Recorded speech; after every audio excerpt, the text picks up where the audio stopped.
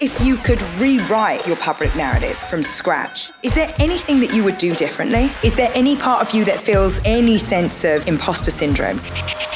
Today, you're going global. How can we not? In the first wide-ranging interview about her new business venture, as ever, Meghan, Duchess of Sussex, controversial, celebrated, and undeniably motivated, is reshaping her definition of influence. When you think about the failure rate for first-time entrepreneurs, does that ever concern you? My faith is greater than my fear. Today, she speaks candidly about her drive. When my husband and I, when we think about investments that we make, is it value aligned? Is it mission driven? It is perfectly okay for me as the founder and the owner of this company to say, sorry, what does that mean? Breaking the rules. Really? Yes. Oh, stop it, Meghan. No, you don't. Do you yes, do I it? do. And at a certain point, the only thing I want spread thin is my jam. And what it truly means to own your own narrative. It was a great way to get my voice back. In this revealing episode of the Aspire podcast, Meghan shares the hidden cost of ambition, how vulnerability fuels her resilience, and why her vision remains unapologetically bold. Would you ever do something just for the money? So how do you walk the line between owning your own narrative and feeding the frenzy?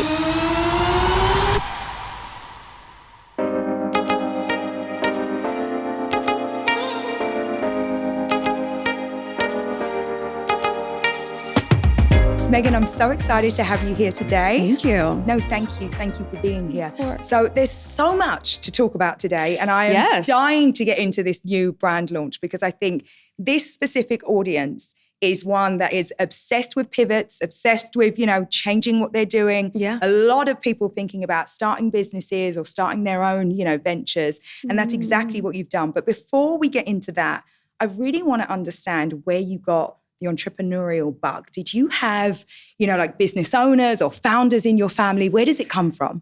Oh, goodness. My grandfather on my mom's side, he used to have an antique store. And I would always be, oftentimes, after school with him, helping with his antiques and watching what it's like to, just be in business and also customer service. Mm-hmm. And then my mom, though she was a travel agent for many years, she also used to do, not a county fair, but street festivals and things like that, where you have little pop-ups and vendors. And so we'd go downtown, she'd buy fabric, and she'd make dresses and would sell those. And when we were down there, we'd go to downtown LA, I would buy with my allowance, just sort of the overstock, you can buy like 1 yard at a time. And I started using my own sewing machine. I would make scrunchies. So when I was about 5th, 6th grade, I was selling scrunchies for $1 a piece at school. And so I guess it starts young when you get to see that you can have your hands involved in something and really be able to share that more broadly, but also you can earn at the same time. Yeah, you're stacking the cash. $1 a scrunchie. I mean, come on. $1 at a time. But it was great. It really did spark something in me. Yeah, and at that time we were loving the scrunchies. So you were probably selling through a bunch of those. Can you imagine if I was doing that now? It would probably be pretty good. It would work out, I'm telling you. So take me back to the beginnings of As Ever, because I'm guessing that, like so many founders, you've been trying to get this business off the ground for a while. It's finally launched and to much fanfare. Oh, goodness. So I'd love to know, I want to understand, how did it start? I knew that I wanted to put something in the world. And for years, we've been out here for 5 years now, really trying to decipher what do I want to share? Mm-hmm. What do I authentically, organically want to share, and how to translate that? And, truth be told, I had just been making a lot of jams and preserves at home and sharing them as holiday gifts with a lot of friends. And it was one morning, beginning of the new year, so many friends at the same time had texted saying, I don't know what it is, but your jams just make me so happy. And I thought, maybe that's the thing, because I do believe it was probably more obvious to a lot of people that I would get into fashion or beauty. No doubt. That seemed like the natural inclination, but that's not what I was sitting around doing every day. And so my real passion was in this way of sharing. And I love being in the kitchen. I've always loved cooking. So I thought maybe I could translate it into a smaller brand, and then made a very big pivot, as you say, when I went from about to onboard a CEO and a small team to having Netflix as my partner. That takes it to a completely different level. Totally different level. And yes, and goes very far beyond my ideas of, I can sell locally. It could maybe be at a farmer's market. I thought You're that like, would be no, cute. I'm going to do global, Netflix. So suddenly it changed quite a bit. And then the offerings, of course, will expand to meet that same demand and that, interest, which I'm grateful for. So talk me through that partnership a little bit, because so many people, when they start, they're either bootstrapping or they're going out and raising money. You did actually what I did, which was to take a partner. So what does that look like for you right now? Yes. Well, their consumer products goods division has typically done lots of merchandise and bespoke and interesting brand work, but for pre-existing shows. Right. So it's like a Stranger Things, like the top titles. Yeah, Stranger Things, yeah. Bridgerton. So you could easily go Bridgerton, Regency era, go and do an incredible collaboration with Pat McGrath or do something with Liberty of London with that thematic. So where things were different with me, of course, is that it wasn't a brand that was established. It was my ideation and doing it with them. We're developing it as we're going. And so I think, as you know, in building brands, it doesn't happen overnight. It can't happen overnight. I guess the difference was with me is that so much of that work that can typically be done behind the scenes for most founders, there's just so much curiosity no such luck. that you are building the plane while and flying it at the same time, but you're still in the building phase. You just don't get to build in quiet. Well, it's a gift and a curse, right? It's one of those things where there must be a part of you that's like, great, there's an interest in what I'm doing, but there's also just such scrutiny in what you're doing. There's a lot of focus on every detail and every moment of quiet. Do you every single moment, quiet, everything, quiet, and everything? It really does. It really runs the gamut. But at the same time, what a blessing that it creates and generates so much buzz and so much interest. But I'm still never willing to sacrifice or compromise on the quality and to take my time. Someone else's urgency is not my urgency. Damn right. I mean, I honestly think that that's a great way to think about it. With this partnership, do you think it brings more scrutiny or is it all upside? I don't think it brings more scrutiny. I think it certainly brings more attention and curiosity. How could it not? Especially because it's a new chapter for Netflix as well from the CPG side. And really, when you link it to the Netflix series with Love, Meghan, it is where content and commerce can meet in a really unique way. So I think with season 2 coming up, we've been able to really maximize that opportunity also and look at what I'm making in season 2 and see that reflected and complementary in what the brand has an offering. And how are you really thinking about that? Because obviously the brand will live in between the show. It's going to live while the show, if the show doesn't continue, it will just, I'm assuming that the brand just continues to grow. Of course. So how are you actually thinking about that partnership? Because I know when I started, that initial partnership that you do in business, you can get it really right, you can get it really wrong. God knows I got it wrong enough times. Oh my goodness. Yeah, because you know what? Certainly for me, there was such a sense of desperation to just get something done that the first person that was like, hey, we believe in you, I was like, great, me too, let's go. Oh, and there were parts of it that were good and parts of it that, let's say I had to learn from a little bit. But when you look at this partnership, because it is pretty untraditional in that way, right? You're launching a brand with your content partner. So I wonder where does the brand live? How are you working together? Who does what? Is that all, pre-figured out or are you just working it out as you go along? Well, I think what's different than what you're saying is your initial experience is that we've been in partnership with Netflix for 5 years already. My husband and I. So there's familiarity and there's comfort. And while that was just on the content side, not on the commerce side, these are relationships and friendships now. So though I'm working more so with the other building of Netflix, it's still the same group of people. It's still the same points of contact that I can reach out to. I love having a friendship and a nice rapport with Bella. Bella Bajaria has been such a champion of both the series and of this brand. And it was only from me sending her fruit baskets and jams and whatnot that she said, this is a show. This is good stuff. You have to do a show. So I think that changes it because it's not as though you're jumping in with people that you don't know, which a lot of founders, I think, to your point, if they are looking for partnership, for capital, whether it's private equity, VC, or a partner in this way that I have, that's a very big relationship to take on. It really is. But if you have rapport running up to it, it does adjust it a little bit because you have a shorthand. Yeah. And where are the lines? Like, what are you doing versus what are they doing? Because I imagine, especially when it's something that's so close to your heart and something that you clearly take a lot of pride in, how are you able to make sure that the product is what you want it to be, the brand is what you want it to be? Because there's a lot of compromise when it comes to partnerships. And I say this to founders all the time, right? When you give something, you have to imagine that something's coming back. And Yes. so what does that partnership actually look like right now? Well, I think at the end of the day, what I appreciate is in the contract, they understand that this is my vision. Mm-hmm. It's my vision. And also the success of the brand, I believe, is rooted in the fact that you can feel when I am involved in something. And so because I have been in this state of ideation of what I wanted to have as an offering for so long, the fact that they trust my final judgment is great on what I want to put out there. But equally, one of the things I've said from the onset, I love being part of the creative process. It's important to me. It's also where I find a lot of joy. So the analogy I say is don't bake the cake without me.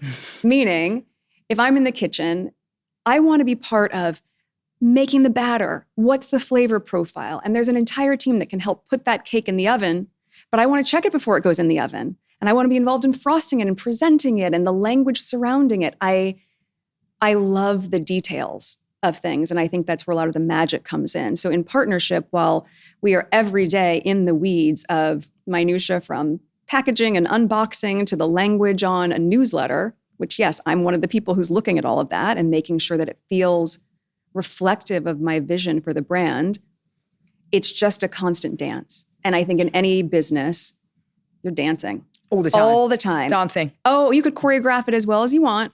But at a certain point, you're going to have to freestyle a little bit and improv and trust that your partner knows like, okay, we're moving this way. And you're just doing that dance together. And what about the less sexy side, the less creative part of it? When you're thinking about my logistics, when you're thinking about the finances, when you're thinking about the back end infrastructure, like, is that something that you are interested in getting involved in? Or are you like, this is for my partner and I can trust them on that? I'm very involved in that part. It matters because I think the misconception is when you have a very large machine and a very powerful and influential machine like a partner as with Netflix, and you have me and the profile and all of the attention that brings as well, you have the two of us together. Yes, it's an incredible partnership with a lot of, I'm proud of them. They've got a lot of clout behind them. Yes. And at the same time, we're still a startup. Yeah. You're still a startup. We're a startup. It doesn't matter. It does that not mentality matter. is so important, I think. Like Still to have that there and to know it doesn't matter. Like every single customer, every interaction really counts. And it's often that unsexy stuff that is the stuff that really impacts the customer as well. It's like, how quickly are they getting their delivery? How much can they rely on your site? Like, is what they order what they get in the package? Yes. So it matters. It all matters. And also just the customer service experience. That is your one-on-one interaction with the people that are supporting your brand.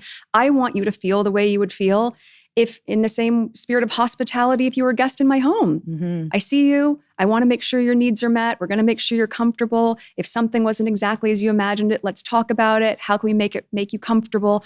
All of that is part of the spirit of the brand. And I think, it might not seem as sexy, but it's fundamentally important. So tell me more about the actual brand and your aspiration, because this is a notoriously difficult category. And I love that consumables, you mean? I mean, it's really hard. I always thought that when I started a business, I grew up with family that had flower stores. And I remember the inventory would always die. Like it was literally like, this is really a tricky business because you've got this window and then the inventory is literally dying. So your inventory. Thankfully, we're not in that situation. Thank goodness. Products are shelf stable for several years. Yes. But it is a really tricky category, right? And even when you think about the distribution, once it gets outside of D2C, it's a big, complicated machine with big players in there. So how do you think about the vision of what you're trying to create and also the fact that you've decided to take a chunk out of something that is really, notoriously complex? Well, I think I go back to the authenticity,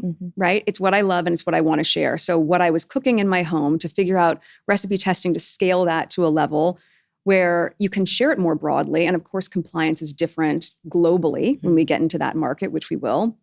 You're going global. How can we not? I mean, how can you not? Yeah, but it's the spirit of sharing. I don't want to just share it here. I want to share it. It's better for the P&L. Well, there is that, Meghan. Yes, that's true. And in the spirit of sharing. But I think, look, at the end of the day, if I had gone into beauty, for example, and I have a lot of... Was that a consideration at any point for you? It was definitely something that people were asking me to get involved with. I mean, in these past Did you have any inclination? Were you like, this could be fun? I think it can be fun. Yeah. And I think there'll be a time for that. I think there'll certainly be a time for fashion. You and I can talk about that later. But I think, ultimately, I wanted to do what felt authentic, but I also recognize that, yes, there are variables that you don't have to think about when you're doing composition of makeup, right? You can buy all of your products, you know your supply chain, and you know that every single time you can count on those sort of scientific ingredients to yield the same product. One of your partners is not Mother Nature. If it's a bad season for berries, that's going to affect your product, but you're still going to wait until it all falls into place differently. So there are more factors involved, but I do think at its core, it's still rooted in something that feels very true to me. And that's the springboard for everything else. Starts in the garden, starts with this beautiful, humble pot of jam that I don't care who you are, you're a little bit charmed by jam. But then what does that do? That introduces you to what are the extensions of that I want you to start or end your day with, that I want you to treat yourself with or gift to friends. And then you say, well, now you're in my home. So what are the other hospitality and hostess pieces I want you to be able to share? And we move from the kitchen into a much broader space. Oh, I love. You have big ambitions for As Ever. I do. Yeah, I hope so. Yeah. I mean, because I think there's so few people that can actually create truly global brands. And so why wouldn't you? Why wouldn't you take that opportunity? I mean, I certainly would. Yeah, I think it's also playful to be able to have fun in the exploration of what it could be. You can stay small. Well, the world's your oyster right now. I mean, you've started with a few products, but you literally could do anything that you want to do. I've been talking to my friends nonstop about our summer plans and all of the incredible places we plan to visit while on vacation. And it got me thinking, I've talked a lot on this show about building wealth in creative ways, but did you know you could actually make some extra income while on vacation? I just learned about Airbnb's co-host network and it is genius. If you've ever thought about hosting but felt a little overwhelmed, a co-host can actually handle everything for you. We're talking creating your listing, managing reservations, messaging guests, and even taking care of the place while you're away. They can also help with your styling too, so your space looks exactly how you'd want it. I love the idea of having someone local who really knows the area, keeping things running smoothly while I'm off enjoying the countryside. If you've been curious about hosting, now is the time. You can find a co-host at airbnb.com/host. People see the brands now, the polish, the growth, the headlines, but that's not where it began. It was back home in London with a sketchbook full of ideas, a couple of rough prototypes, and a ton of what ifs. When I launched my first brand, I didn't have a big team or a background in tech. I had a clear mission and I had Shopify. From day one, it gave me the tools to look like a fully formed brand without the overwhelm. I didn't need custom code or a designer on speed dial, just beautiful templates and tools that actually made sense. And as my brand grew, Shopify kept growing with me. We could manage online sales, pop-ups, social channels, all in one place. Even now, I open the app every day, multiple times a day, and instantly see who's shopping, what's trending, and where they're buying from. We run Skims and Good American on Shopify because we trust it to power our businesses. From launch day to scale mode, Shopify just gets it. Whether you're testing a new idea or building the next big thing, Shopify is where you start. Visit shopify.com/aspire to launch your brand. Many small businesses begin with a simple goal, turning a passion into a profession. But what often goes unrecognized is how many roles business owners actually take on, especially when it comes to marketing. It's one of the hardest things to get right. That's why there's Constant Contact. Constant Contact's award-winning marketing platform helps make marketing easier, faster, and more effective without requiring a background in marketing. From email and text to social media, events, and landing pages, everything is managed in one place. The AI content generator helps turn basic ideas into full campaigns, and hundreds of customizable templates make it easy to stay on brand. The platform includes automated sending, real-time reporting, and tools built to actually drive sales. So marketing efforts aren't just maintained, they contribute to real growth. Pricing is transparent and based on the size of your contact list, with no hidden costs. And with a 97% deliverability rate, messages go where they're supposed to. Plus, live phone support is included with every plan. That's why over 500,000 small businesses rely on Constant Contact to stay connected and competitive. Get a free 30-day trial when you go to constantcontact.com. Try Constant Contact free for 30 days at constantcontact.com. Is there any part of you that feels any sense of imposter syndrome? Do you ever sit back and get overwhelmed by how big the opportunity is and then, pedal back from anything that might be? I don't. I think I have cards. I think that I've always had a very entrepreneurial spirit, as we talked about, but equally, I enjoy being in a position of having a strong team around me, being able to help guide that team as a whole.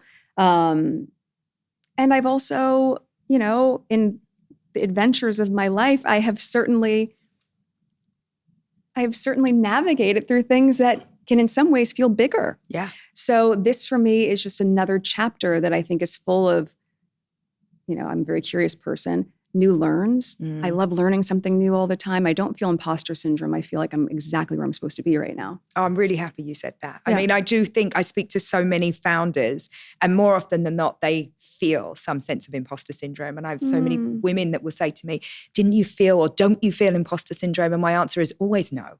I'm like, if not you, then who? Like, why would you feel that way, right? I feel like to some extent, we're all making it up as we go along. And even when you get a lot of experience and you've done, multiple startups like I have, nothing is the same because you're never doing it in the same time, in the same culture, with the same people. Yes. And even if you're making it up as you go along, as you say, which I think true, most people are doing that. Imposter syndrome is when you're posturing as though you know everything. Mm-hmm. You don't need to posture as though you know everything. It is perfectly okay for me as the founder and the owner of this company to say, sorry, what does that mean? Yes. Can you help me understand that? And actually, I think it's a really great posture to take, or a truth rather, to take as a leader, to show that, yes, I know what I know, but I'm also so excited to have people on this team that know more about certain avenues than I do, because we're learning from each other. That's so not long imposter as you find syndrome. The people, right? You find great you just got to find great people and get out of their way. And I really believe in that, because I think that as a founder, knowing what you don't know is so important. Like, you got to know what you're great at. Yes. Be honest about it. It's okay to not know everything. Yeah. That's part of the beauty of it. But I can see that in the culture that you've created around here. You have an incredible team. You take care of your team. That is all reflected in your success, because it takes a village. It really does. It takes a village every damn day. Yeah.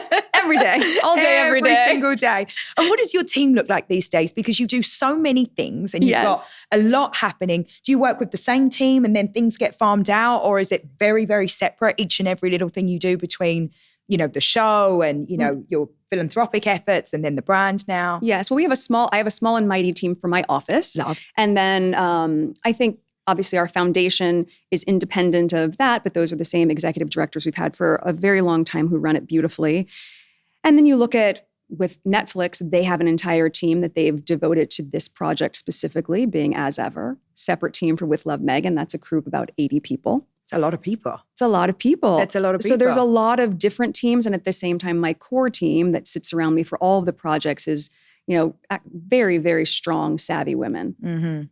So talk to me a little bit about the launch, because I thought it was very, very well executed, but you basically sold out of everything in about 45 minutes. Listen, I can't get you on that one because I don't know a business that I've had where, a couple of hours in, every single thing has been gone. Everything. But it comes with a lot, right? That comes with this, of course, you end up kind of fueling that idea of scarcity in your business, which is a great thing. It's never terrible to disappoint customers, but there's the flip side of it. And I remember when I started Good American, by, the third hour, I was starting to pick up the phone and email customers.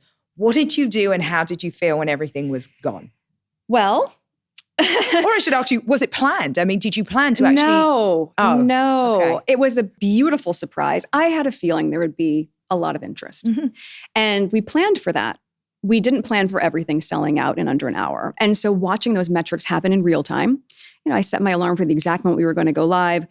And watching it, getting texts from my friends saying, it's already sold out. And then seeing, it was amazing. And also, to your point, because I'm business-minded, I'm immediately going, okay, well, this is going to be a big pivot. Mm-hmm. Now what? Because I knew that I had a decision to make, which came down to, what is our timeline to be able to restock these products that we had? Well, we can restock what we had at those same quantities, but then I'll have another sellout. Mm-hmm. And I don't want that for people. I think scarcity is great if it happens organically at the onset. But at a certain point, even being consumer-minded, I would be fatigued if that kept happening and I was going to a website. So I said, okay, let's take this opportunity to grow to have exponentially more SKUs as well as more inventory. And that's what we've been doing. We went right back to making sure we could scale up to that level. Yes. And have the quality meet the quantity, which was very key. And then if we have that opportunity of more time, the luxury of that is, well, the products that have been in development that were going to be punted to this quarter, should we pull this in to this next launch? All right, there's because decisions that would to be be great. made. Yes. There's decisions to be made. Yes. And like, what can our offering be at this point that is larger than what sold out in that first run?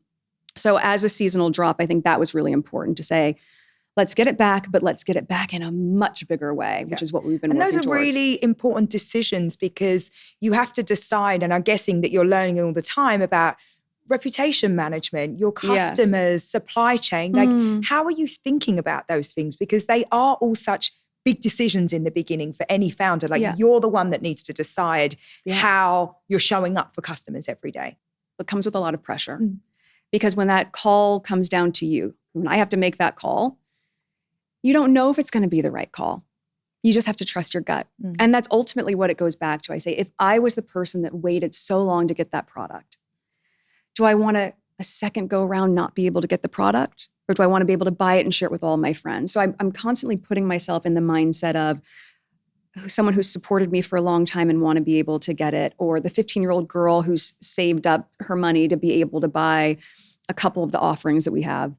But it does come with pressure, and all you can do is make the best decision with the information that you have, and that's what I've been doing. And to trust your gut. I think that's so key. It is key. Yeah. It is key. And it's hard to do, especially in the beginning when you don't have much information to go on. I think the number one thing that you have to do is, again, like you said, put yourself in the position of your customers and just listen to your intuition. Yes. It will never serve you wrong. So at least not in my experience. Yes. Well, and also trying to make sure you have all the metrics and all the learns that you can. But when everything sells out in 45 minutes, you don't necessarily get the same alerts. You're like, okay. Yeah. So now minute number 5, this was tracking. Yeah, it tells you nothing. It's hard to learn from your business when it's like that. But really good problems to have, I think. Good problems to have, champagne problems, as they call them. Absolutely, and, they are. You know, the world is learning with me in real time. We're learning together. There are so many comparisons right now, right? It's like people are saying you're the next Martha Stewart, you're the next Gwyneth Paltrow. So 2 questions. How do you feel about that? But also, what's going to set this brand apart? Because you're in a very, very different time right now. It's a different culture. I think consumers are super, super wise. So, I want to ask you those 2 things. How do you feel about it? I think that's very flattering. Those are incredibly successful businesswomen. So I don't take that lightly. That means a lot if there's any comparison made in that regard. And I also think it was really important to me. I remember where I come from, right? So I knew that I wanted things to be reflected in the same way that I put an outfit together for years, high-low. I knew I wanted this brand to be masstige, and to come out of the gate with something luxury didn't make sense to me. So the price point itself, with nearly everything being under $20, was key. I think that's a differentiator. Never sacrificing on quality. Being engaging in a customer service manner, I think, is really important. But also, the show reflects the spirit of what I ultimately want to put out in the world. And though they're not the same thing, and by design, look, the show and the brand are not named the same thing. Yeah. Smart, by the way. No, they're just not. They complement each other. They can talk in the same conversation, but they are not the same. And so knowing that I have a vehicle to be able to share the things that I love to do, and then a place where you can go and buy them if you don't want to necessarily make them on your own, feels like a very smart way to do the full and complete storytelling of what I'm after. So, I feel flattered by the comparisons, and I feel excited that I'm sharing things that are important to me and how I would do things in my own home, and that I hope people translate that to theirs as well. No doubt. Given that I like the no doubt. No, I love it. It's great. I feel it. I mean, I really do. I watched the show. I feel like it's very anything? clear. I did not make anything. I'm not going to lie. Do you cook? I am such a cook. But I cook, it's like I don't have a lot of time to cook, but I take time off. Like Thanksgiving, the 3 days running up to Thanksgiving, I cook for 3 days Do you straight. do Thanksgiving and now I that do you've the been hot, here? like literally, it might be, it's for me, it's like Christmas practice. But it's also like a Sunday roast in the UK. Exactly. Isn't So it? I'm an absolute expert of it. But I Yes. do like, like an English-American mashup. So it's like, I do Yorkshire all pudding. of I do like a Yorkshire pudding and I do a roast potato. But of course I do, like sweet potato pie and I I do love like the greens and, a ham and those type of things. Mhm. But I don't get to cook nearly as much as I want. But I know. I I look at understand you and I feel like it feels like you're getting so much joy out of this. But it's an interesting thing when it's something that you love so much, but there's also huge ambition around it. And I wonder, when you think about the way you've set up this partnership, is that structure going to work for you as you go forward? Do you think there's a time you're going to have to go out and raise capital? Potentially. It depends on what we want the growth trajectory to look like. But I think, and all the contracts and logistics surrounding it have really set up what the future can look like together. And being mindful of the movements of that. There are a lot of surprises still with the series that we'll be able to share later this year, obviously season 2 coming. But I think what's really exciting about it is it's the evolution of the partnership that we've had with Netflix for so many years to now say we're doubling down in the growth of me as an entrepreneur and their support in that chapter. So it's huge. It's great. But yes, as we continue to grow, you might be looking to expand certainly globally. And if there's a raise that's involved in that, then I think we'll be in a really good position to do that. Yeah, no doubt you will be. I have absolutely no doubt in that. Thank you. When you think about the failure rate for first-time entrepreneurs, does that ever concern you? Have you even let your mind go there? I do not think about failing. No. You're not scared of failing? Is anything actually a failure, ultimately? Because you're going to learn from it no matter what happens. But no, I feel confident in what I've been dreaming up for so long. I feel confident in the partner that I have. And I feel really proud of the team that I have. So that's not an option. It's not an option. No. I love that you say that's not an option because there's just such an intense narrative around everything that you do. I can't imagine not being a bit scared. Like I'm always scared when I start something, but nobody's even watching me. Like I get to fail in a corner on my own. With your glass of wine. Okay, thank God nobody was watching that. But it's very different for you. And so I'm surprised that you say that. I'm not saying that there aren't moments where I don't feel scared. Of course you do. But as I've continued to say to myself, and whatever I'm going through, my faith is greater than my fear. I believe in myself. I believe in the team around me. I believe in our potential for success. And is that the same metric that someone else is putting on it? No. For me, it would have been a huge success and not a failure if I was selling my homemade jams at farmers market. And I'd gotten a cottage license. I applied for that in the county of Santa Barbara, where you can literally go and yes, I was like, great. You can make the goods in your home and sell them. That would have been a success for me. So someone else's sense of what that looks like is not necessarily what mine is. And that will continue to grow. But no, I don't see the possibility of failure. Not when you can learn from everything that you've done. The way that you speak about both imposter syndrome and failure, because these are two things that, again, uniquely are in the kind of language of so many female founders. And they're real for so many people, and that's fine. But I do also want to demystify the idea that like we have to feel that we have to go around feeling really scared and we have to believe that this is not a journey for us. And so I wonder what in your life and your history has got you to the point where you can feel like that. Well, I think words matter. And I think certain words and terms become very topical and trendy, and they just become part of the vernacular. Oh, yeah, I believe that. Right? And at a certain point, you go, why do I keep reinforcing this idea? Because it's topical, right? And I ultimately believe the more that you can change your thoughts, you're going to change the things around you. So you're a big believer in mindset?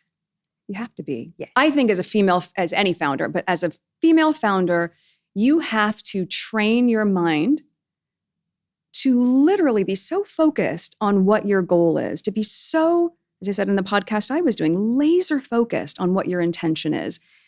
There isn't room for a tremendous amount of self-doubt with that. It will be there.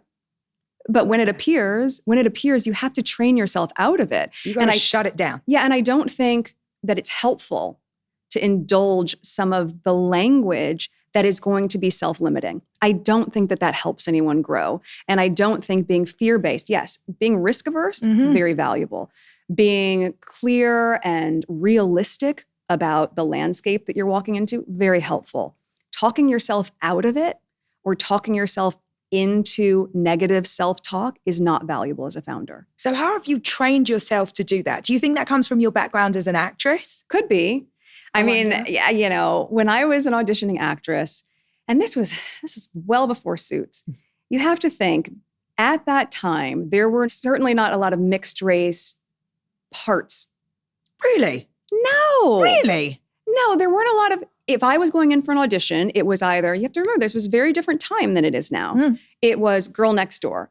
That was typically blonde-haired, blue-eyed, and a certain look. Fair. But because I'm half white, I would also be submitted for those roles. And then if it was a character that had any sort of ethnicity, there was always a bit of a edge to those characters, but I'd be submitted for those roles. And I also, to a lot of people in casting, they thought I was Latina.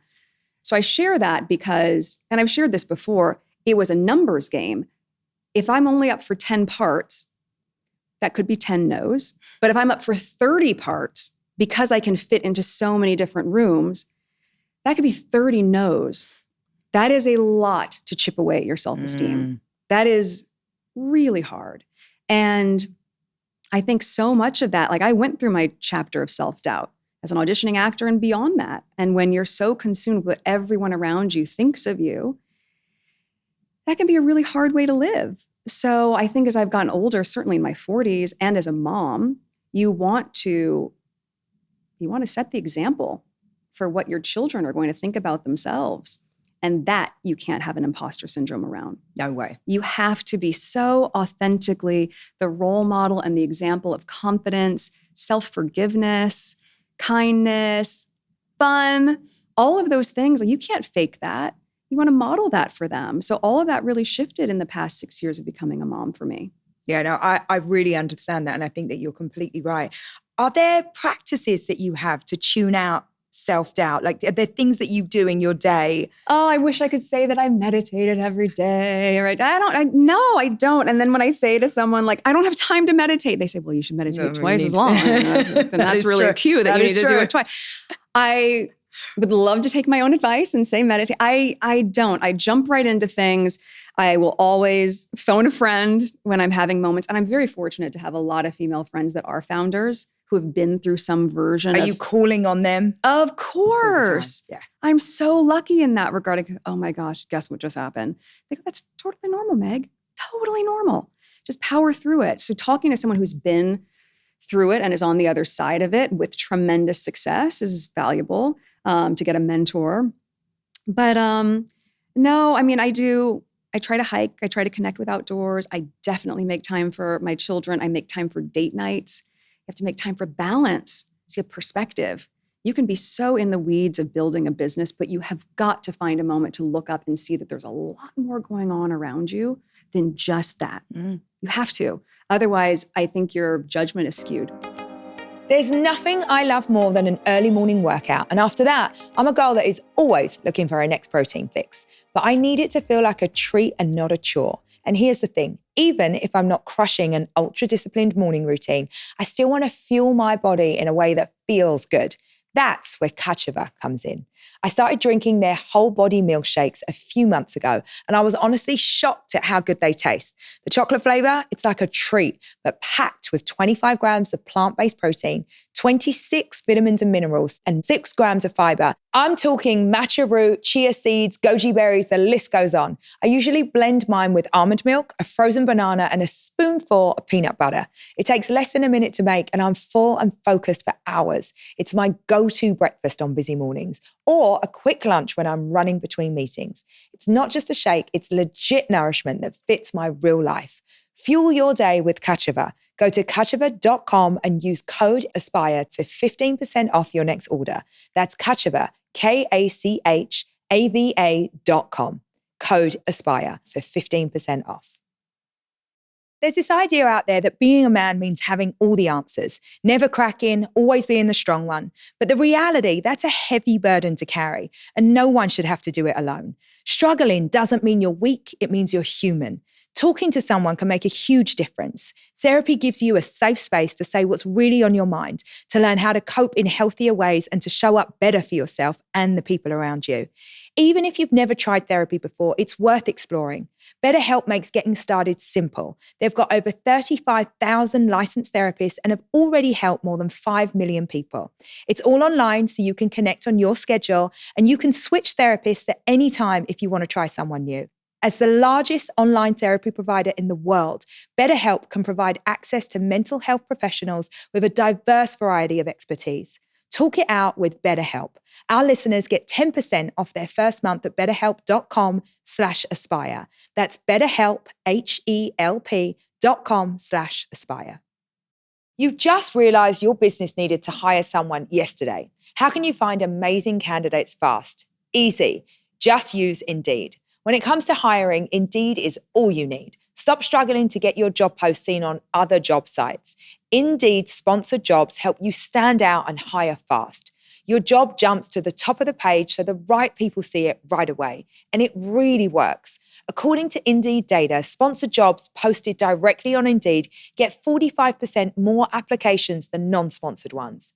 One of the things I love about Indeed is that it makes hiring so fast because you can post, screen, and interview all in one place. When I was hiring last year, I was juggling 3 platforms. It was slow and honestly kind of chaotic. I wish I'd used Indeed. Plus, there are no monthly fees or long-term contracts. You only pay for results. And get this, in the time I've been talking, 23 hires were made on Indeed worldwide.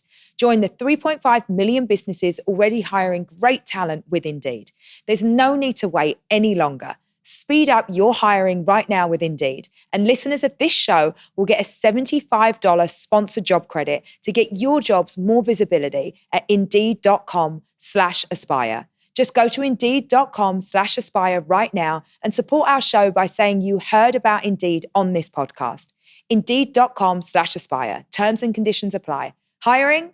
Indeed is all you need. Do you think that there are skills that you got from your days as an actress that are transferable into this new entrepreneurial world that you're in? Of course. I mean, again, having a thick skin, partnerships and the value of, having great relationships when you're building certainly lots of different SKUs is key. And so a piece of advice I was given years ago as an auditioning actress was don't try to book the part, book the room. Meaning it doesn't matter if you don't get that role. You might not be right for it. You might remind the director of an ex-girlfriend that broke his heart. It could be any number of reasons. It's not about the part. You're going to see those producers and those casting directors at so many other opportunities. Book the room. Let them see that you're talented. Let them see you have something to bring to the table. Treat them with kindness. All of those relationships end up coming to fruition. You don't know when, but just like with life, relationships matter. So I learned that in the very long road of auditioning, for sure. Do you ever miss acting? Sometimes.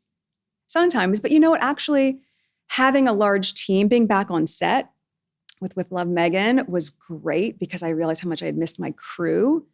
I love being around a crew. Yeah, it must be hard to let that go. Yeah. That was different. And also it was such a unique time because we couldn't say that I was leaving necessarily. It was speculated. So after 7 years on the series, we couldn't have a going away party. I couldn't say my goodbyes. Oh, that's so sad. I know. So if my crew's watching it, I've missed you guys. I wish I could have said bye. Do you miss them? You must do. Oh, yeah. We worked with people for like 7 years. Yeah. For 7 years, that's a really strong connection. And I loved the crew. So I think for me, having the series, even though it wasn't scripted, was really great to get that piece back. But then also building my own business. You have a team. And that's really what I was craving as well. Yeah, no, I can imagine that. Yeah. I wanted to ask you a little bit about the public narrative, because when you sign up to be an actress, you know that people are going to start recognizing you. They're going to start speaking to you on the street. But that's very different from what you have now. It is, Emma. It's very different. No shit. I wonder, and listen, I want to say this to you in the best way, because I wonder if you could rewrite your public narrative from scratch. Is there anything that you would do differently? Yes, I would ask people to tell the truth. You're very measured about it. I mean, I feel like, I don't know, I'm such a hothead. Are you? What's your sign? I'm a Libra. But I know, and Libras. it's like, I don't know. I just, I don't know, maybe I'm just a bit, ghetto with it, like a little bit hood. I would just get so angry if I felt like everyone was lying about me all the time. Like, don't you ever feel like just being like, just leave me alone. Like, let me show you. Is there a part of you that ever is just like, just leave me alone? Peaks and valleys. Peaks and valleys. No, I mean, like very elegant. But it's true. Of course, I've gone through those chapters and you do a lot of work. You do a lot of self-work and go, what's the why? It's happening for a reason.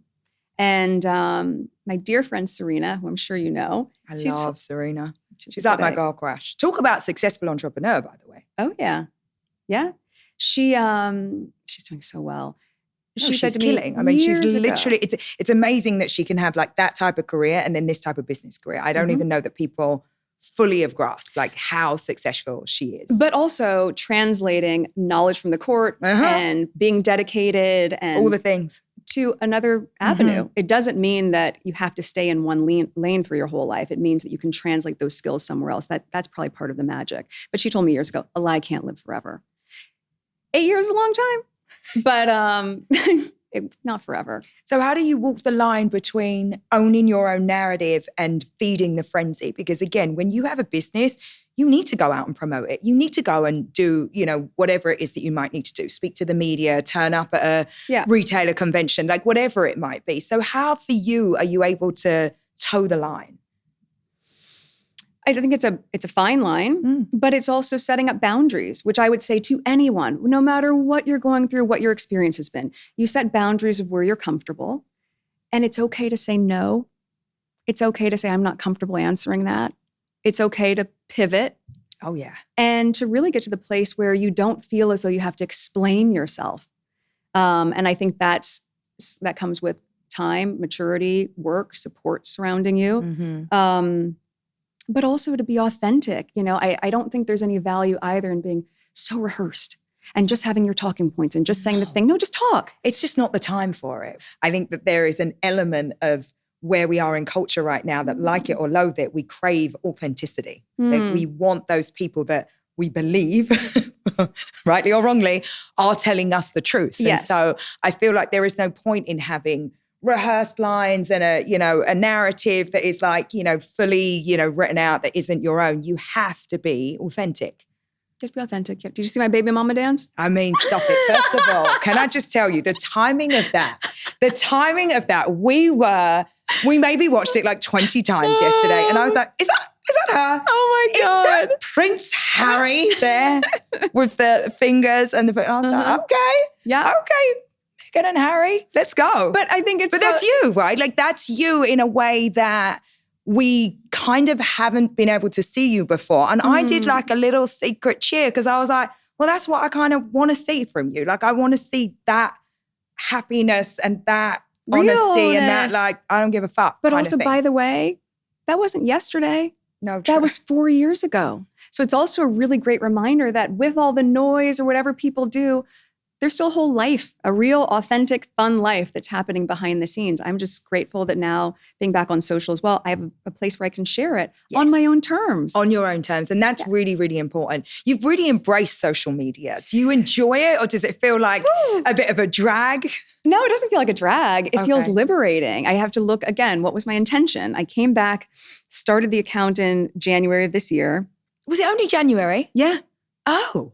The last time I was on social, Boomerang was around. Oh, Lord. It's been a minute. There was no stories.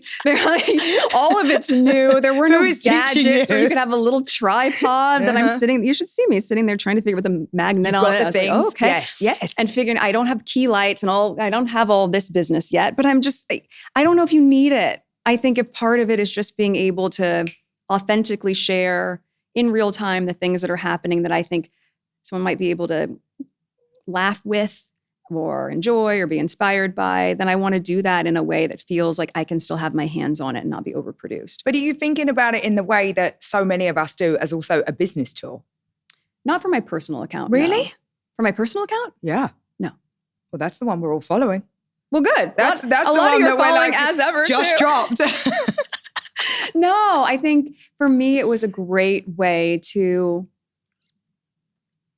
get my voice back. Yeah. You have to. Get my voice back. 1,000,000%. Yeah. And that's really, it's my space and my channel for joy. That is the intention of my handle. Well, I think that your voice carries such unbelievable influence. I remember a time where you were like, step out with a sweater, the sweater would sell out. It's crazy. Yeah. Like, how do you feel about that? Was that part of the reason for you starting a brand? Like, have you been able to reconcile the fact that you have that type of influence? And I wonder how you think about, you know, that as it relates to your advocacy work, that as it relates to your business ventures, because it's a lot. It's a lot to carry around. Well, it's funny because that's been now for several years, that effect. And again, I think my feelings surrounding it have ebbed and flowed because they say imitation is the best form of flattery.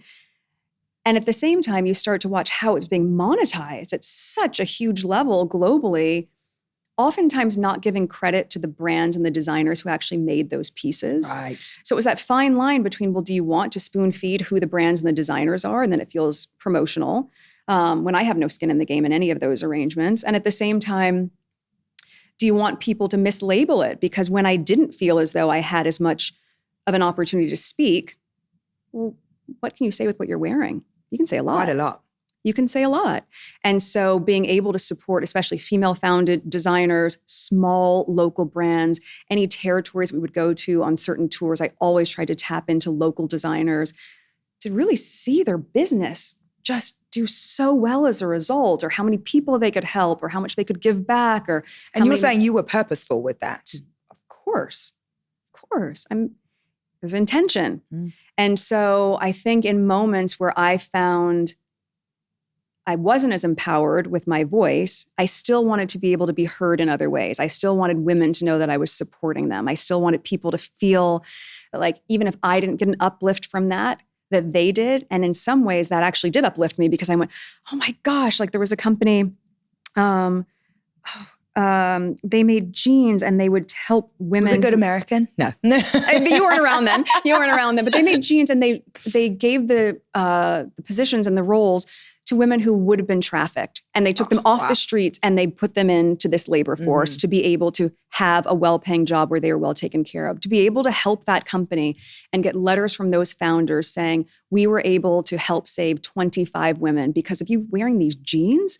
That is a huge privilege of influence. And I never took that lightly. So I think, had I chosen to just maximize the opportunity of the financial element of having a business, doing fashion would have been very obvious, as we talked about. Totally. But I wanted to go with what my heart was really responding to in this moment. Was there ever a time when the influence you have actually really surprised you? At the beginning, of course. At the beginning, what is happening? Yeah. What is going on? But I just put a sweater around my shoulders. I mean, yeah, wild. But you have to think too, the 7 years before that on Suits, that was a very fashion-driven show. And people loved Rachel Zane's wardrobe, which I was very, very involved with because I wanted it to look like a capsule that a real woman would wear, mix and match. And I was one of the only characters that re-wore pieces. But that was by design. So I knew that there was influence there. But yes, it certainly got bigger. It really got bigger? Got bigger.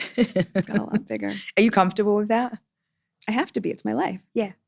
Yeah. You get comfortable, basically. You get comfortable. You get to be an acceptance of what is. Yeah, no, completely. But I also think it's really amazing that you can participate in that now because after a while it can, I think it's wonderful and it's great that everybody can gain from it. But I do think that there is a time and a place in your life where you need to have some skin in the game. You need to have a piece of that for yourself. Yes. And I think what was so wild, maybe the surprise came in when anything that my children were wearing started to get monetized and affiliate sales and part of headlines and things.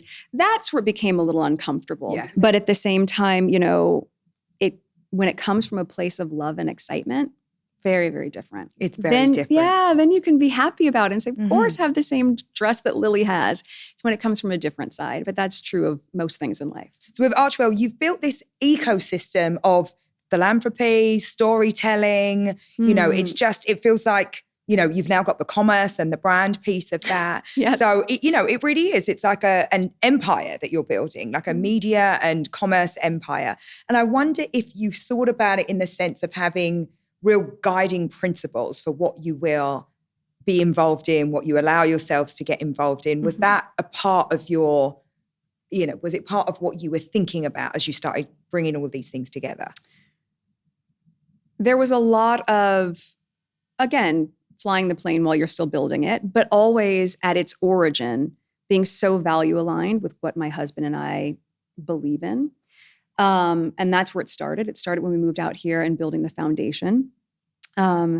But, as things expanded and certainly talking about what sort of content we want to put out, what sort of documentaries we want to make, what stories we want to tell, those expanded under the Archwell universe with the production company. And, building out in my own office, my brand and my business has felt really exciting and different. They all still are value aligned. When my husband and I, when we think about investments that we make, or certainly my own personal portfolio, is it value aligned? Is it mission driven? Is it purpose driven?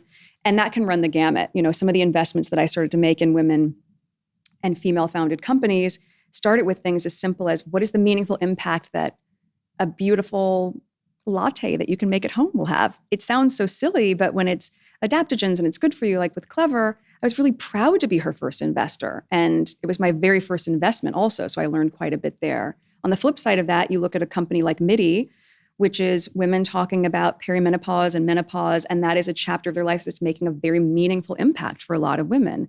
I look at who's on the cap table. Melinda Gates is one that's there. And I look at whose company I'm going to be in as I support these brands, as I'm sure you do too. Well, I wanted to ask you about that because I feel like investing is so different from everything else. And I wonder, it's very clear to me that you've got a lot of principles around who you're backing. But is there anything else that you're like, are you out there specifically looking? Are things coming to you? How do you think about that side of your business? Both. I'm looking at what comes through organically, not just through the people that can help put the portfolio together, but friends that are in VC, female founders that you're sort of tracking and saying, what are they up to next? Really interested in fintech. I also, I think financial literacy for young women especially is just so important. And so from my standpoint, not leaning away from things like that might not be as trendy or topical to talk about, but they are vital. So I look at things where that's going to move the needle for young women and their education and what they can have access to and feel a lot of growth from in a substantive way. And at the same time, where can you find some fun and playfulness? Where can you take some bets and say, it's not just about the brand. When I think about investments, it's about the founder as well. I really need to believe in the people that are driving that. So important. It's so important.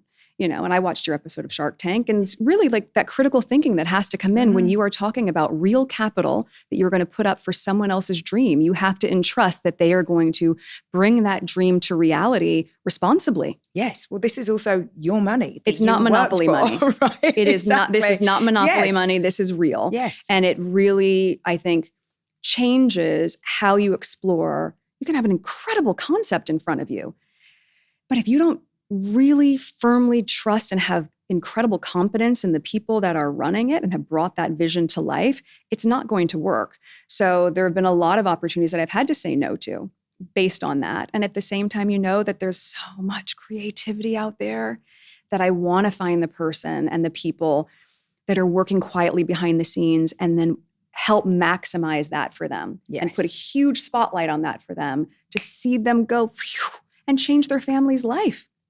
And it really is about changing their family's life. I mean, when I think about investing, that's why I was asking you about your principles. I have like a pretty impressive deal flow at this point in my career. I bet you do. But I'm really trying to look for those people. And I think this came from all those, a couple of seasons that I did on Shark Tank.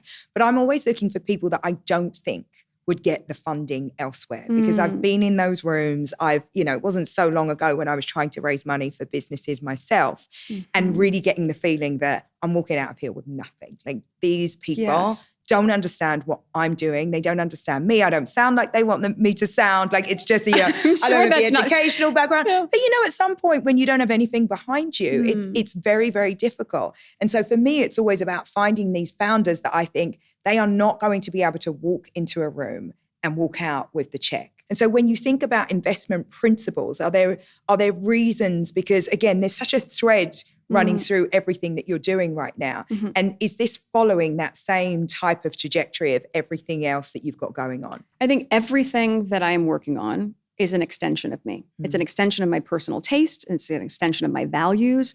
It's an extension of how I like to show up in the room, right? And ultimately, I really value thoughtfulness. I really value attention to detail. And I've said playfulness a lot, but I think that seriousness in business and playfulness do not need to be mutually exclusive. I value that as well. You see that in the series, you see that in the podcast, and certainly in the brand. Not everything can be so earnest. You can have something that is best in class, incredible quality, thoughtful in its design, but with a little cheek. Yeah. And a little wink. And have fun. Would you ever do something just for the money if you thought this is going to kill, this is going to be an amazing business? I have turned down a lot of opportunities that do not feel value aligned. No, it's very easy to say no matter the price, if you aren't going to be able to sleep well at night. Totally. Don't sacrifice that. Totally.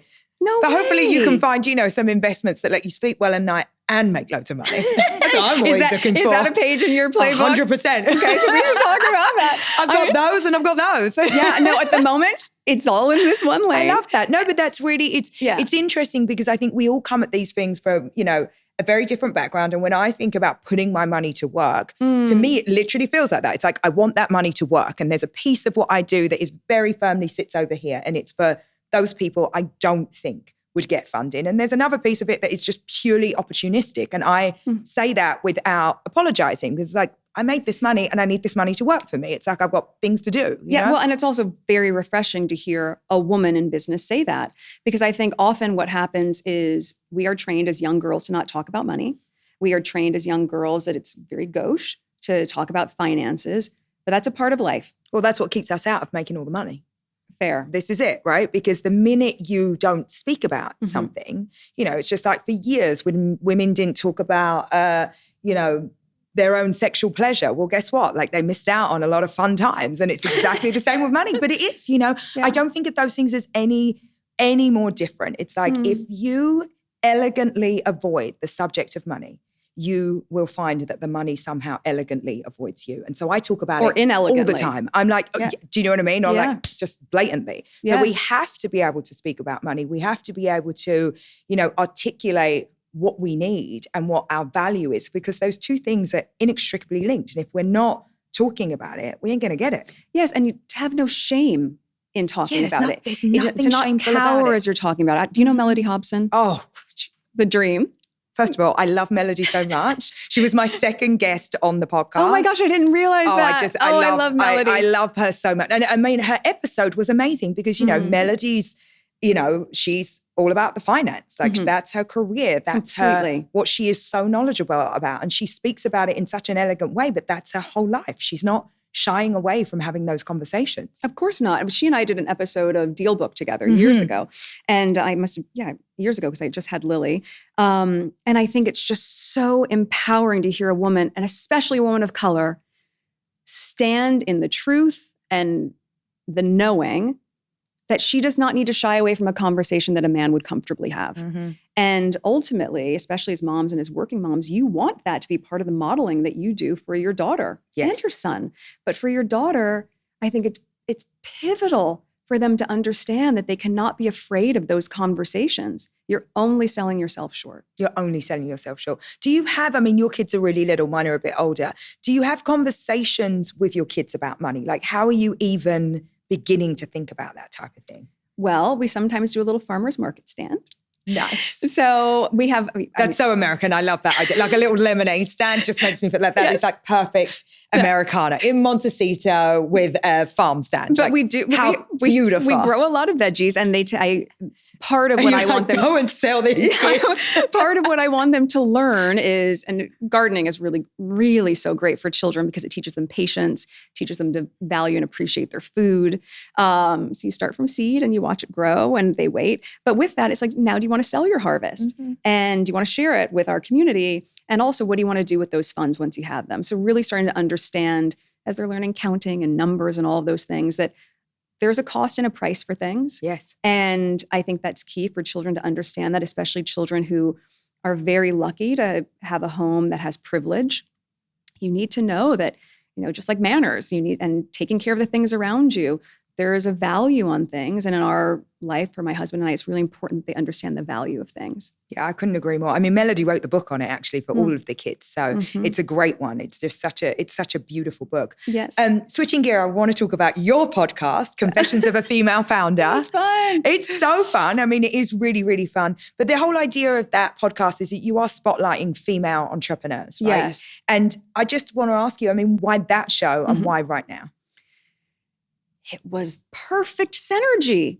Think about the timing of that. No, I was like, she's going to school. This is what's happening. Think about the timing of that. I was so fortunate to find Lemonada. I loved that it was a female-founded company that was doing podcasts and the women running it, incredible. They actually just had an acquisition. Amazing. Proud of them. Good for them. Stephanie and Jess, good job, ladies. And, knowing that it was in a safe place where we could have these conversations when it came to what do we want to talk about? What do I want this podcast to be?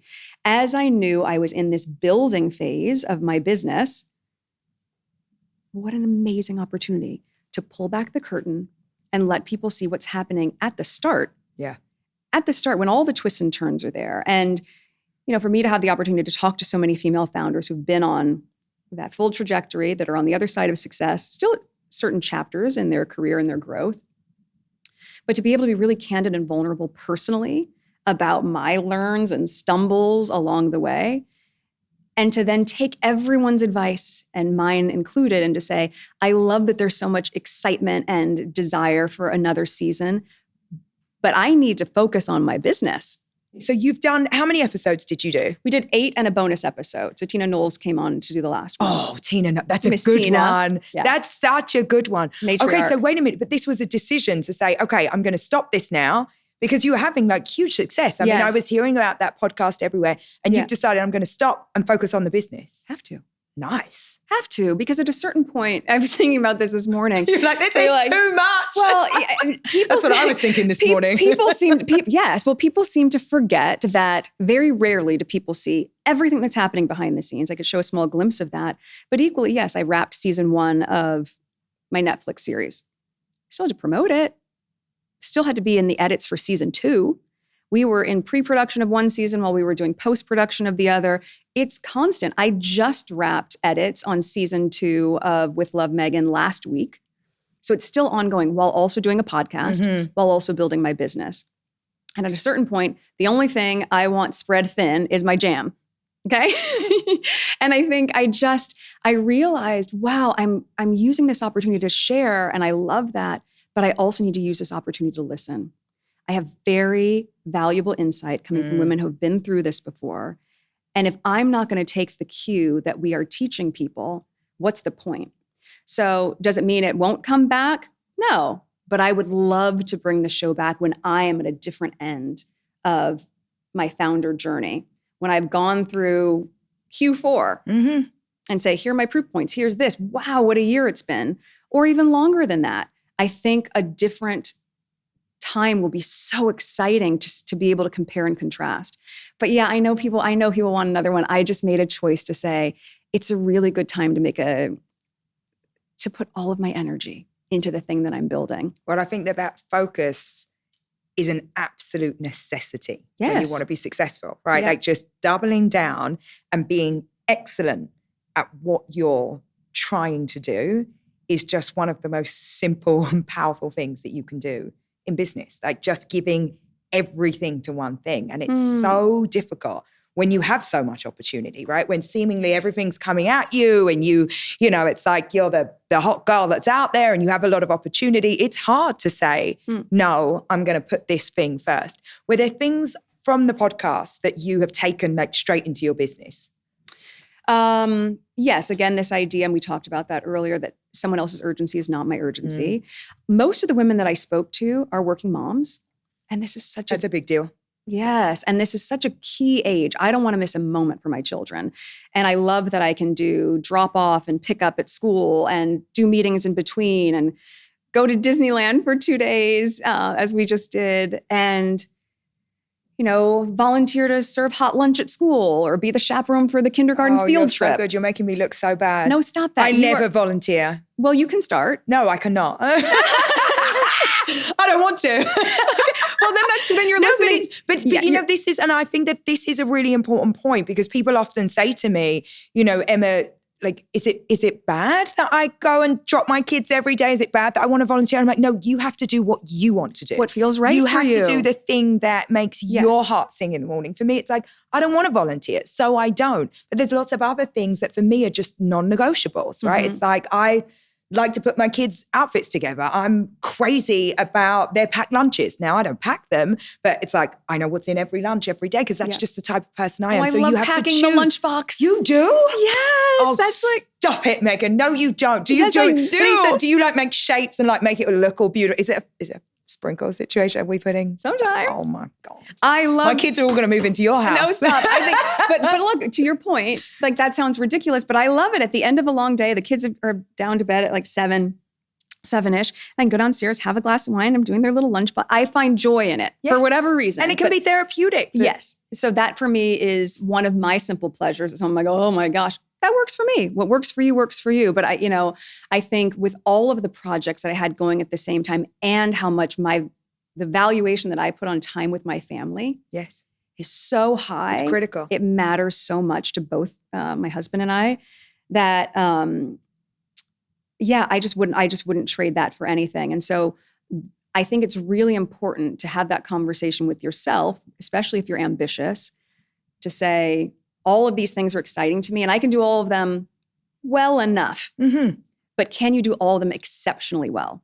No, probably not. No. Something is going to not get the same love and attention that it needs. And so to be able to say, what's my focus right now? My family always and growing as ever. And to be able to be so committed to those two things fills my cup in a very different way because there's time for the rest of it. Yeah, there's going to be time. Yeah. There's nothing in you though that's like, there's like this little thing over here that I could possibly do because I struggle with that. I love starting new projects and a new project for me, it's like very, very, very hard to turn down. Yeah. So, and again, I say the same thing to you. It's like when you have so much opportunity, it must be difficult to just go like, that's not a priority. I mean, I love the creation stage. So yes, now that I can see with more dedicated focus on the brand, knowing our trajectory, looking at the business plan, being able to pinpoint where these key moments are going to be, I can also very comfortably say, as this continues to grow to where I want it to scale, what's my next thing going to be?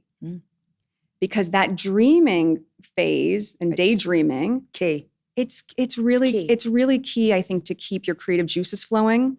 And that doesn't go anywhere. And I think a lot of that is what I'm excited about for the next phase. What's the common thread as you were going through Confessions of a Female Founder? What do you think the common thread was with the entrepreneurs that you interviewed in terms of like successful founders, the way they think about strategy? Did you find anything that you were like they all have this? They all, no matter their background, they all were incredibly focused. They all have regrets. They all have regrets. Most of them regretting not spending more time with their family. Or taking things personally. A lot of them talk about that. You know, do you do that? Taking things personally? Yeah, of course. I'm human.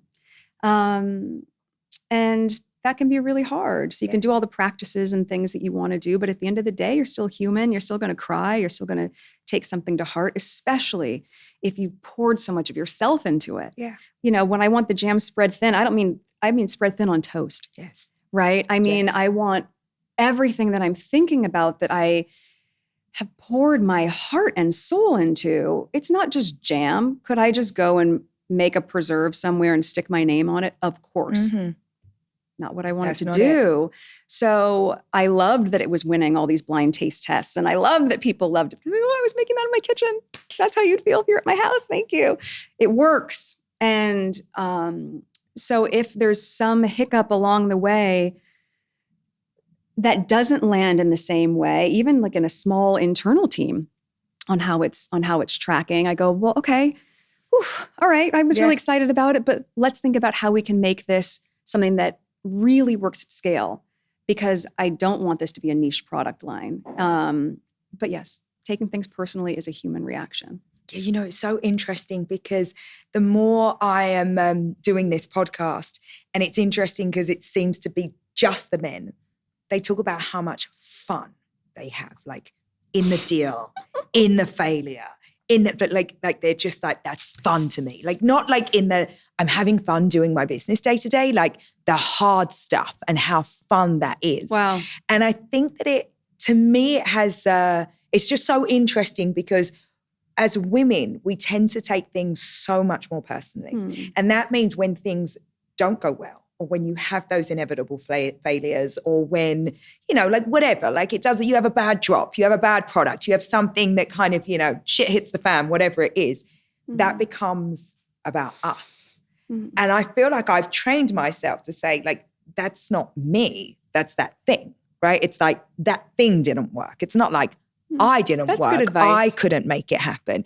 And it just struck me somewhat, like the couple of men that have been on this podcast, and I've made a point to make sure that I have a lot of men here, because I think we have so much to learn from all of these very, very successful men. And that mindset to me really struck me, because I was like, wow, you're having fun and you are definitely not taking these failures as your own. It's just like, you're like, I'm crying in the corner and you're having it's a like, toast. You're just like moving up, having toast and jam. Like they're just getting on with it.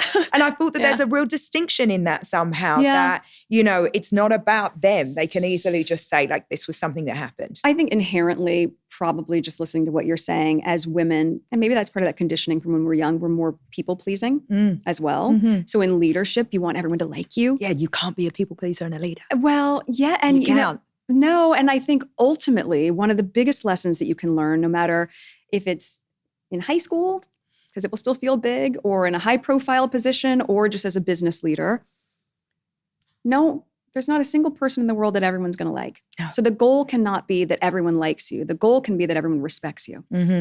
And as a woman, to make peace with that, I think can be a life's work, frankly. But the moment that can click, and that you aren't, as I've said before, in the prove it game, where you're not trying to prove something to everybody anymore, that you're very clear on who you are, and you know your intention is pure and good, that you can release a lot of that attachment and ultimately be much more successful, because many men would not be tethered to this idea of needing everyone to like them. Yeah.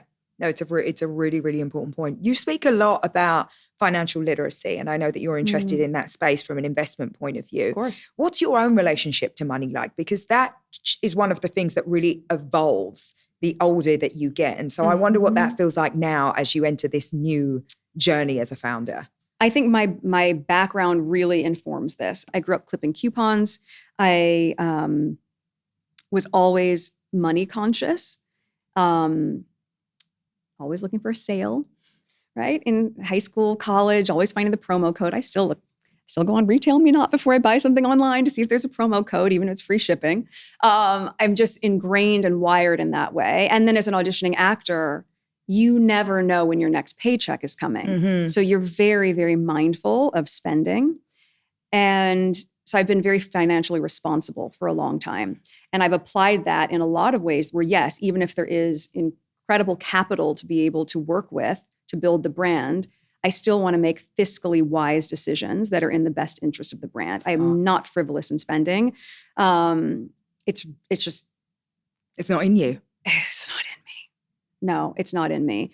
And so I think that is part of the learning when you have a large partner as well, that there's more comfort in numbers going out the door. Whereas I would go, well, hold on a minute. Wait a minute. Hold on a minute. I have a friend that can do that. Netflix money. No, like, I have a friend that can do that. What's the quote on that? And I think that's a great way for you to approach it, though. I mean, that feels so responsible, and exactly as you should be running a startup. Because again, I think there was a time that we were all feeling very, very different in businesses, like just chasing growth and, you know, trying to get as big as possible. But it feels to me like what you're trying to build isn't necessarily about that. You have a distinct product and a distinct offering that you're putting out into the world. And so you have to tinker with that. You have to get it just right. And you have to do things that you're really proud of. Yes, incredibly proud of. And also when you're not trying to be trend driven, there's a rush to jump on a trend.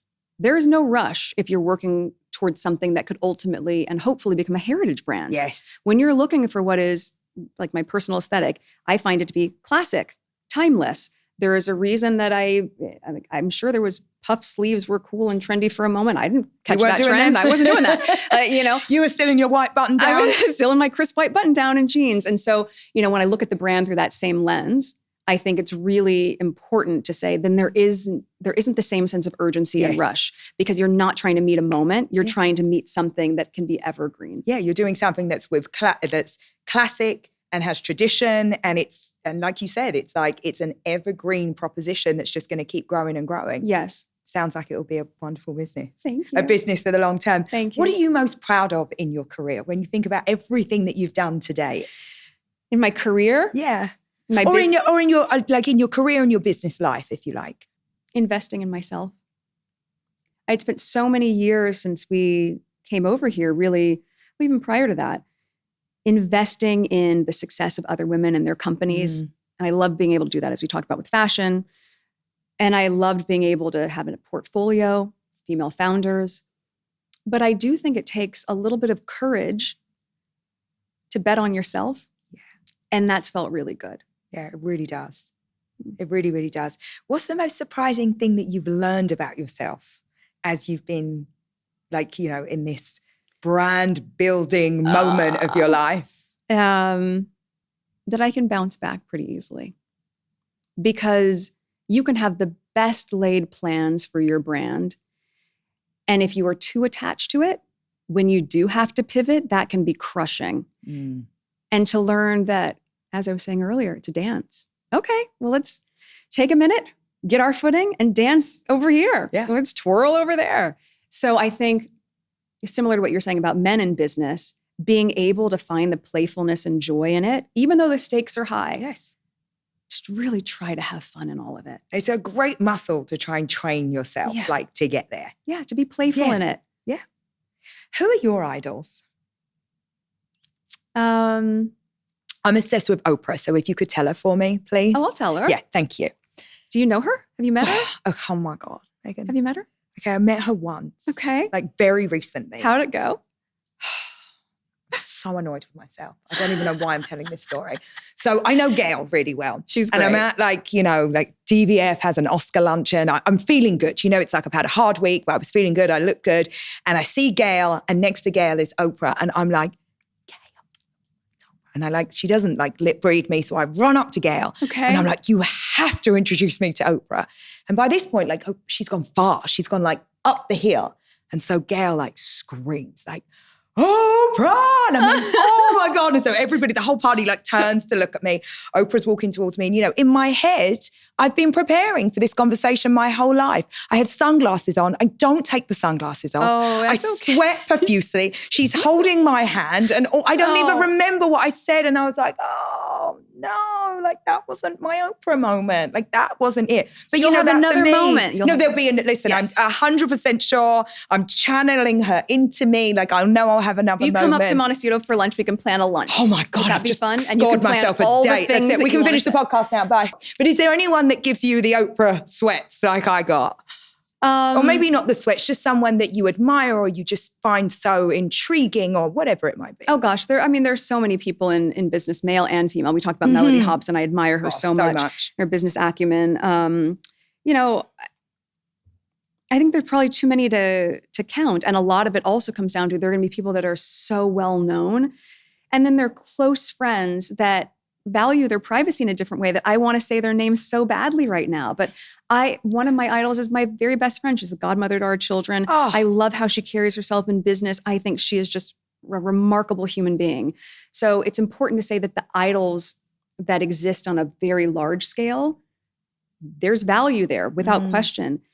But you can sometimes look at the people that are right in front of you and see them as idols as well. Yeah. Listen, life gets really good when you are like that with your idols, when they're in your life. Yeah. And that's something that you can say with honesty. I think that's pretty impressive, actually. Yeah. I really do. Looking ahead, what audacious goal do you have that you are like looking forward to and is like on your mind right now? Oh, goodness. The scale of this business.